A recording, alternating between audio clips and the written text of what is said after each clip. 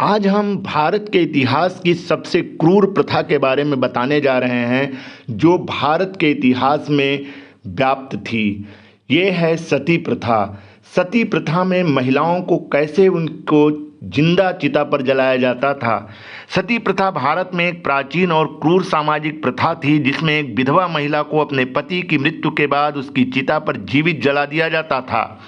उसे इस महिला का अंतिम कर्तव्य माना जाता था। समाज का दबाव, धार्मिक आस्थाएं और पारिवारिक प्रतिष्ठा के कारण कई महिलाओं का इस अमानवीय प्रथा का शिकार होना पड़ता था।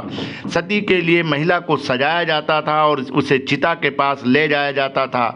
वहां उसे या तो स्वेच्छा से या जबरन चिता पर बैठा दिया जाता था। जैसे ही चिता में आग लगाई जाती थी, महिला को जिंदा जला दिया जाता था। कई बार महिलाओं को भागने से रोकने के लिए उन्हें रस्सियों से बांध भी दिया जाता था।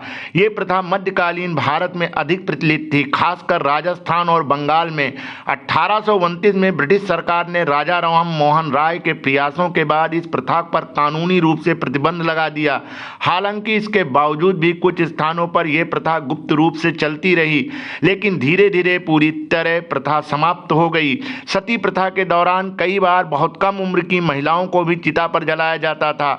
इनमें से ऐसी लड़कियां भी शामिल थी जिनकी शादी बहुत कम उम्र में हो गई थी और जिनके पति की मृत्यु जल्द हो गई थी। कुछ मामलों में 10 से 14 साल की लड़कियों को भी सती के रूप में जला दिया जाता था। उस समय समाज में विधवा महिला का जीवन अत्यंत कठिन और अपमानजनक माना जाता था।